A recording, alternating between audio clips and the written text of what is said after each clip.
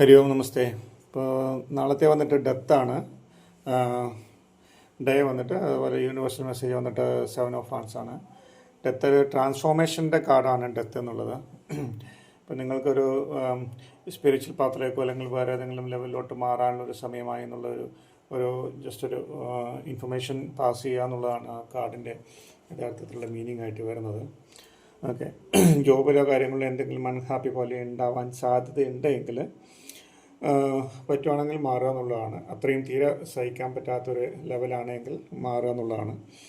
Okay, അതുപോലെ financially കുറച്ച് tight ഉണ്ടാവാനുള്ള സാധ്യതയുണ്ട്. പക്ഷേ നിങ്ങൾ കാണുന്നുണ്ടാവും ദുഷ്ടരായിട്ടുള്ള ആൾക്കാരൊക്കെ മരിച്ചു പോയിട്ട് നല്ലവരൊക്കെ നല്ല രീതിയിൽ അങ്ങനെ തന്നെ ജീവനോടെ നിൽക്കുന്നതും ഉദിച്ചുയർന്ന സൂര്യനെ കാണുന്നുണ്ടാവും. അതുപോലെ തന്നെ നിങ്ങളുടെ മനസ്സിലുള്ള നന്മ, ആ നന്മ വെച്ചിട്ട് അല്ലെങ്കിൽ നിങ്ങളുടെ ജീവിതം വെച്ചിട്ട് പുതിയൊരു ജീവിതത്തിലേക്ക് അല്ലെങ്കിൽ പുതിയൊരു വഴിയിലേക്ക് നിങ്ങൾക്ക് പോകാനുള്ള സമയം ആയിട്ടുണ്ട് എന്നുള്ളൊരു ഇൻഫർമേഷൻ കൂടിയിട്ടാണത്. അപ്പോൾ ഏതെങ്കിലും തരത്തിൽ നിങ്ങൾ പഴയ കാര്യങ്ങൾ അല്ലെങ്കിൽ മോശം ചിന്തകൾ ഒക്കെ ഉണ്ടെങ്കിൽ അതൊക്കെ വെടിഞ്ഞിട്ട് നല്ലതിലോട്ട് വരിക, നല്ല ജോലിയിലോട്ട് വരിക, അല്ലെങ്കിൽ നല്ല കാര്യങ്ങളിലേക്ക് വരിക എന്നുള്ളതാണ്. റിലേഷൻഷിപ്പിലും എല്ലാത്തിലും നല്ല കാര്യങ്ങൾ നോക്കുക എന്നുള്ളതാണ് മെയിനായിട്ട് ശ്രദ്ധിക്കാനുള്ളത്. ഓക്കെ, അപ്പോൾ 7 of Wands മെസ്സേജ് വന്നിട്ട് 7 of Wands ആണ് പറഞ്ഞു. 7 of Wandsൽ പ്രൊട്ടക്ഷനാണ് മെയിനായിട്ട് കാണിക്കുക. അതായത് നിങ്ങൾക്ക് നാളെ എന്ത് ചലഞ്ചും ഏറ്റെടുക്കാനുള്ള ശേഷി നിങ്ങൾക്ക് ഉണ്ടാവും എന്നുള്ളതാണ്. അതിനുള്ള സ്റ്റാമിന നിങ്ങൾക്കുണ്ടാവും. അതുപോലെ നിങ്ങൾക്ക് കൺട്രോൾ മെയിൻറ്റെയിൻ ചെയ്യാൻ പറ്റുന്നുള്ളതാണ്. ഓക്കെ, ഓരോ സ്ട്രോങ് ആയിട്ടുള്ളൊരു വിൽ പവർ നിങ്ങൾക്കുണ്ടാവും എന്നുള്ളതാണ്.